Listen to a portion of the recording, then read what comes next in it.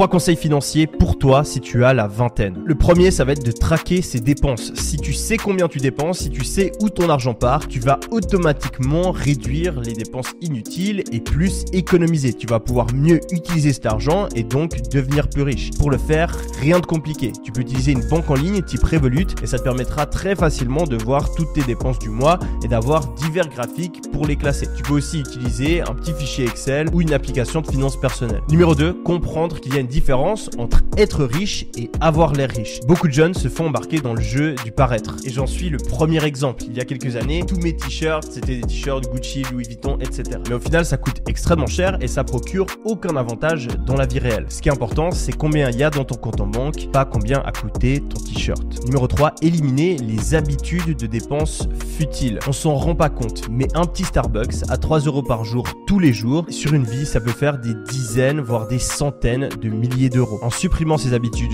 tôt, tu peux créer un revenu supplémentaire qui peut changer ta vie sur le long terme. Et pour que ce soit le cas, il faut appliquer ce 4e point qui est de commencer à investir le plus tôt possible. En effet, si tu investis dans les ETF, des fonds de placement diversifiés, tu peux espérer avoir un retour sur investissement, un rendement d'environ de 7 à 9%. Et à chaque fois que je dis ça sur les réseaux sociaux, les gens me disent non mais c'est impossible, ça se saurait, etc. Et ça me choque à chaque fois de savoir qu'aujourd'hui, il y a toujours des gens qui ignorent le fait que les actions en bourse en moyenne rapportent 9% de rentabilité par an. Alors certes, sur une année, tu peux perdre de l'argent, mais si tu places sur le long terme avec un horizon de 5, 10, 20 ans, tu es presque sûr et certain de gagner de l'argent et en moyenne, tu vas gagner 7 à 10% par an. C'est donc une très bonne idée de mettre de l'argent de côté tous les mois et de le placer dans ces types d'investissements. Car grâce à l'effet cumulé, il va y avoir un effet boule de neige et tu peux accumuler des centaines de milliers d'euros, voire même dépasser la barre du million en investissant quelques centaines d'euros par mois. 5e conseil, ça va être de ne pas faire augmenter son niveau de vie. Quand on gagne plus d'argent, on a toujours envie de dépenser plus d'argent. Mais le problème avec ça, c'est que c'est facile de dépenser plus, mais c'est très difficile quand on a atteint un certain standard de niveau de vie de redescendre. Il suffit donc qu'on ait une baisse de revenus